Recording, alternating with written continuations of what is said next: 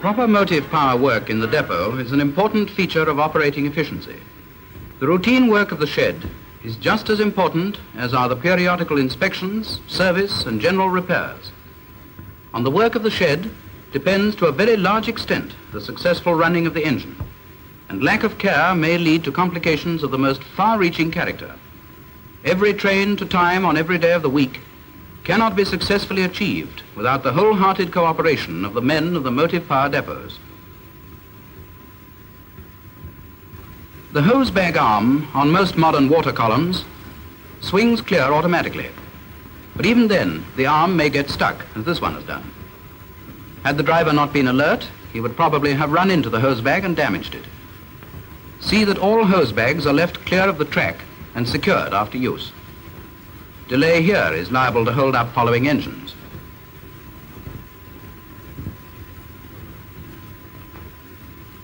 Unlike this one, the engine should be set so that the hose bag is central over the hole in the tender. Otherwise, it'll probably fly out. Inattention leads to waste. Watch this incident associated with watering an engine.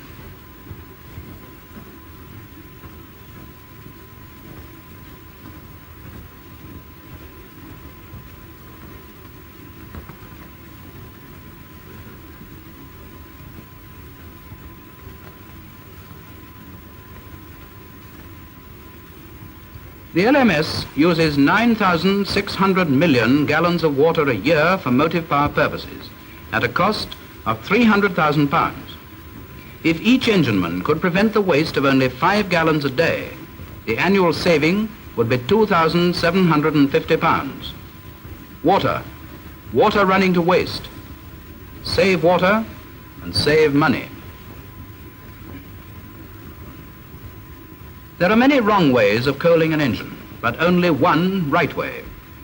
Modern coaling plants, though automatic in their working, need to be used intelligently. First point, establish that the water is running. Second point, see that the lid to the tender tank is closed.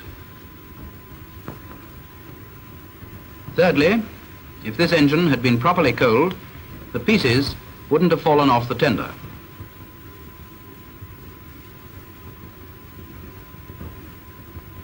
This is the right way of coaling an engine.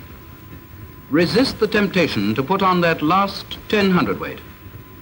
Half of it will spill at the plant, the other half will drop off in the yard or on the permanent way. The LMS uses 5.5 million tons of coal a year, which costs £4 million. An appreciable portion of it never goes into the firebox. In the interests of efficiency and economy, in your own interests, this waste must be stopped.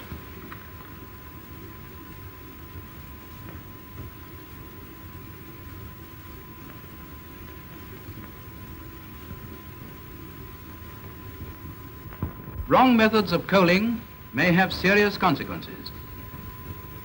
A piece of coal may fall from the tender 100 times without doing any damage. But the next time, it may land on a crowded platform, or may hit a plate layer with fatal results.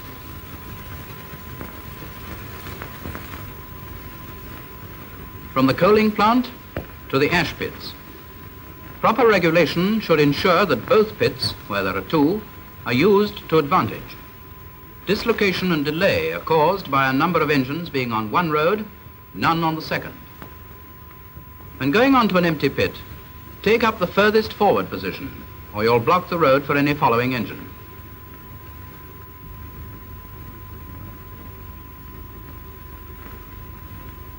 Now the fireman of the first engine can get on with the job of clearing the smokebox ashes. On most ash lifting plants, the skip drops automatically to the bottom of the chute. But some plants are not automatic, and the skip may be left at the top. Cases have occurred where ashes have been thrown down the chute when the skip has not been there. Then the chute has to be emptied by hand. More wasted labor.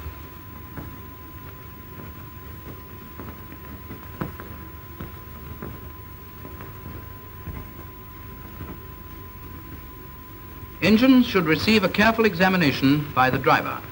On the first engine, the fireman is about to get down into the pit to rake out the ash pan. The driver is making his examination. Open your damper, George. The driver leaves his examination to comply with the fireman's request. The damper should, of course, have already been opened.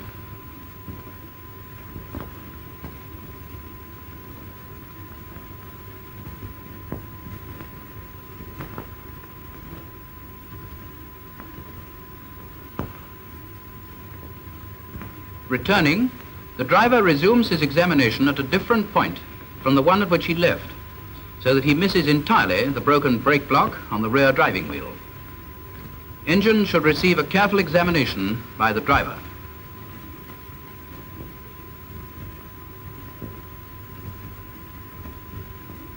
The fireman sees that the ashes in the ash pan are properly slaked.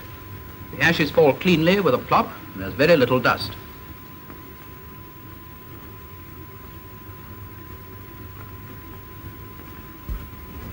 It is essential that the firebox should be left clean. Clinker left in the corners makes it difficult to keep up a good fire when the engine is on the road.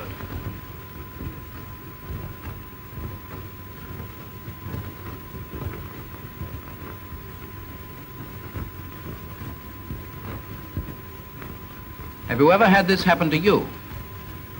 Thought so. The fireman slogs away in an effort to keep up the pressure, all to no avail. Pressure falls, the engine loses time, and the arrival indicator board shows the result. Not too good, is it? Always remember to have proper regard to the correct methods of engine disposal. It makes for efficiency. Correct methods are as easy to carry out as are wrong methods. The fireman rightly walks into the shed in front of his engine to see that the road is clear. Be careful to observe the correct routine when leaving an engine. The stopcocks and regulator should be closed. The cylinder cocks left open. See that the boiler is well filled up. Leave the reversing gear in mid-gear. And of course, the handbrake hard on. Then you know your engine is safe.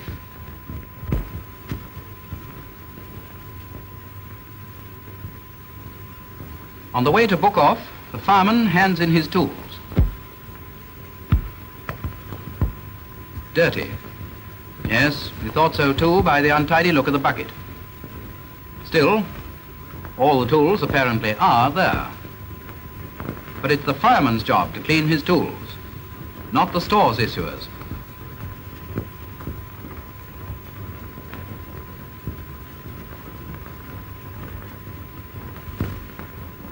And so, to wash.